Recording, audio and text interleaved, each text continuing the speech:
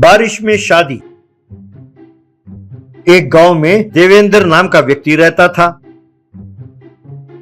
लेकिन सब उसे धरिंदर देवेंद्र कह के बुलाते थे क्योंकि वो दरिद्र था, गरीब था। लोग उसे दरिद्रता का ब्रांड एम्बेसडर मानते थे।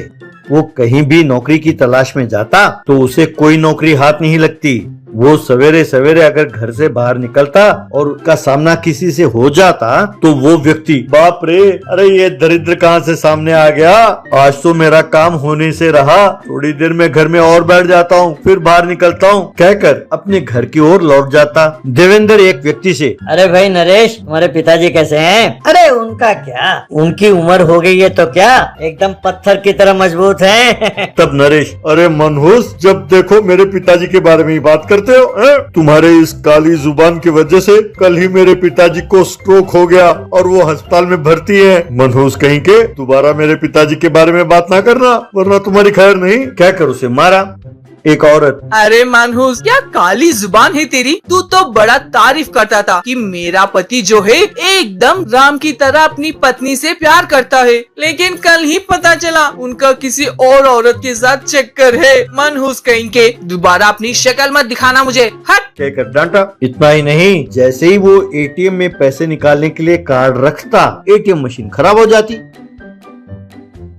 तब उसके पीछे जो खड़ा रहता उसे बहुत गुस्सा आता। एक औरत, मैं पहले ही जानती थी कि ये मनहूस आया है तो कुछ ना कुछ गड़बड़ तो होगा ही, और जैसे मैंने सोचा वैसा हुआ, अब एटीएम खराब हो गया। हट, मनहूस कहीं का। इन सब बातों से देवेंद्र बहुत दुखी होता था। वो सोचता, ये क्या, सब मुझे क्यों डांटते हैं, मैंने क्या गलत किया है, हर बात पे मुझे डांटते हैं। यूं दुखी होता था।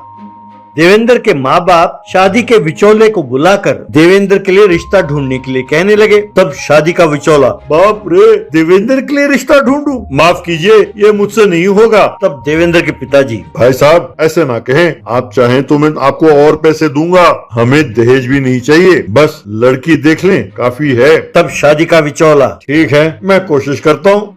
पड़ोसी गाँव में रामचंद्र नाम का एक गरीब आदमी रहता था।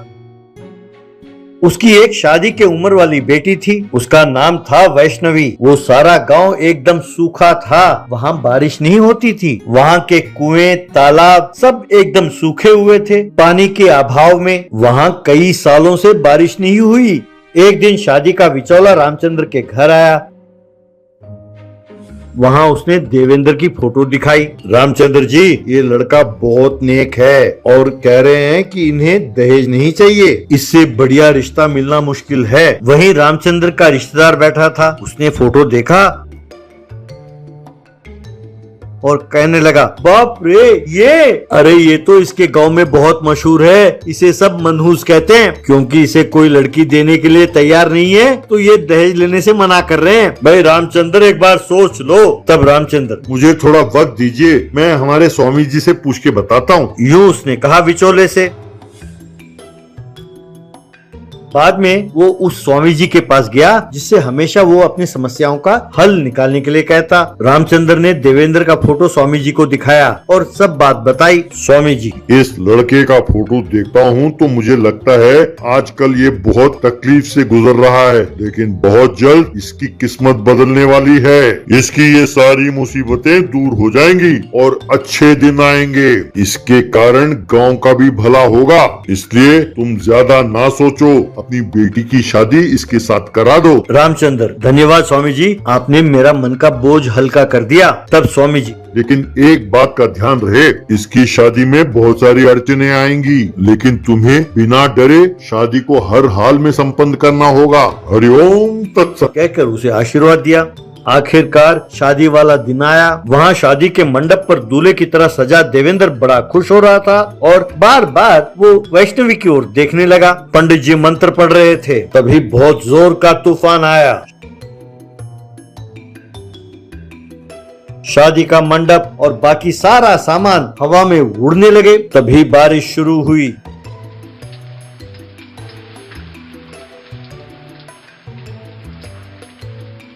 देखते ही देखते गांव में बाढ़ आ गई।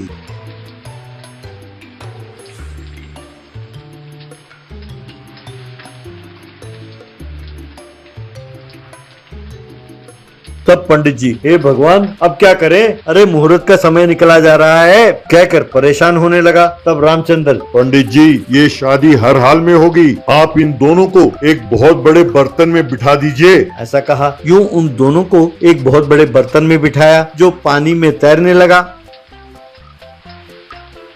पंडित जी पानी में खड़े खड़े मंत्र पढ़ने लगे। दोनों ने अपने गले के हार बदले।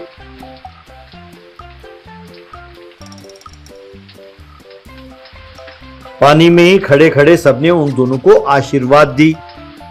बाढ़ की वजह से उस गांव के तालाब भर गए, कुएं में पानी भर गया। ये देखकर गांव वाले बड़े खुश हुए। रामचंद्र देवेंद्र से, अरे वाह दामाद जी, आपके पाँव जैसे ही गांव में पड़े, गांव में पानी आ गया। ये तो गांव के लिए भला हो गया।